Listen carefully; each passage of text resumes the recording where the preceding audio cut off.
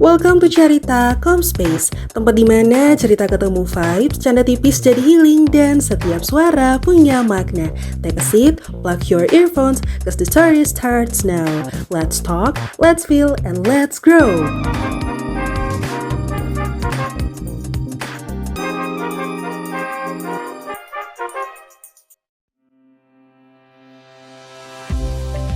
Halo pendengar setia, selamat pagi, siang, atau malam dimanapun saat Anda mendengarkan suara ini.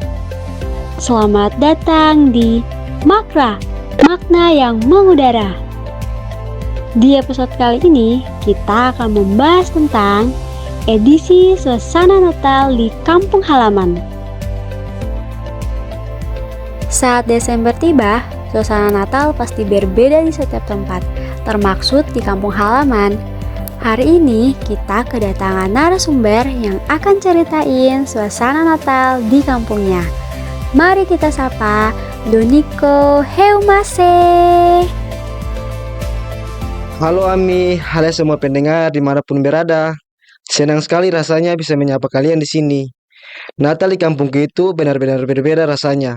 Terlihat sederhana tapi penuh makna.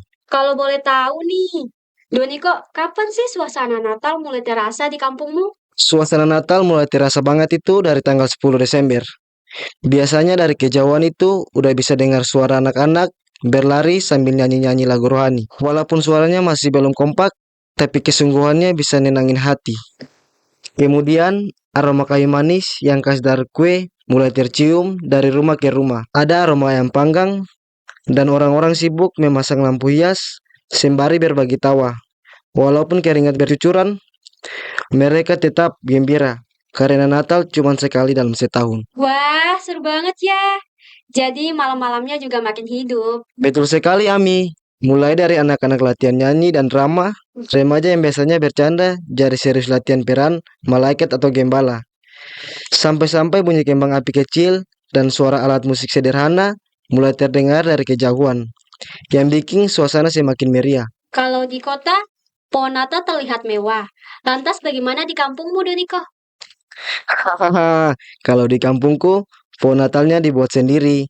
Ada yang dari botol plastik yang dicat warna-warni, ada juga yang terbuat dari ranting atau bambu. Anak-anak remaja suka berkumpul untuk membandingkan karya-karya mereka, walaupun gak semewah pohon Natal di kota, tapi tetap indah karena merupakan hasil kreativitas dan kerjasama mereka. Kreatif banget ya. Dan pastinya bikin suasana makin terasa hangat. Nah, biasanya orang menunggu malam Natal. Tapi kamu bilang yang paling berkesan justru harapan-harapan ketika Natal semakin dekat. Bisa ceritain sedikit, Doniko?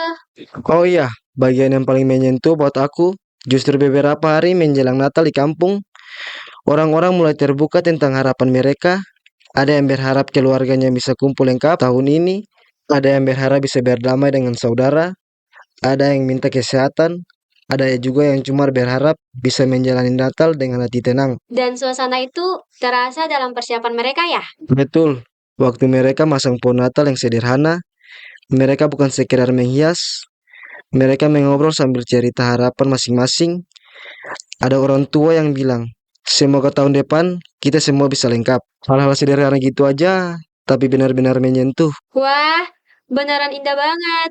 Jadi sebelum Natal aja, hati udah dipenuhi harapan ya? Iya, walaupun hidup sederhana, harapan-harapan itu yang buat kampung kami terasa hangat dan penuh kedamaian. Seakan-akan setiap orang bukan hanya menyiapkan rumahnya, tapi juga hatinya. Kalau dilihat dari cara kamu cerita, kayaknya seluruh kampung itu dipersatukan oleh perasaan sama ya?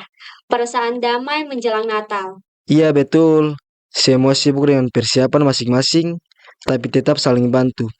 Ada yang bantu pasang lampu di rumah tetangga, ada yang bantu bikin kue bareng, anak-anak latihan, orang tua ngobrol di teras sambil ingat masa kecil mereka. Damai itu terasa di mana-mana. Sederhana, tapi penuh dengan makna kehidupan. Betul, dan di saat itu kita merasa Natal bukan hanya sekedar perayaan, tapi kesempatan buat hubungan dengan keluarga, saudara, dan tetangga-tetangga makin lebih dekat. Wah, ceritanya benar-benar menyentuh hati. Jadi, kalau boleh dirangkum, Natal di kampungmu itu tentang apa, Doniko? Natal itu tentang kebersamaan, kesyukuran, dan harapan. Tentang bagaimana orang-orang menanti kedamaian sederhana bersama keluarga dan tetangga. Sukacita di kampung kami itu bukan dari kemewahan, tapi dari hati yang saling mendekat. Indah sekali. Terima kasih, Doniko, sudah berbagi cerita suasana Natal yang begitu hangat. Semoga cinta dan kedamaian di kampungmu juga dirasakan oleh semua pendengar hari ini. Amin. Selamat Natal untuk semua pendengar dimanapun kalian berada.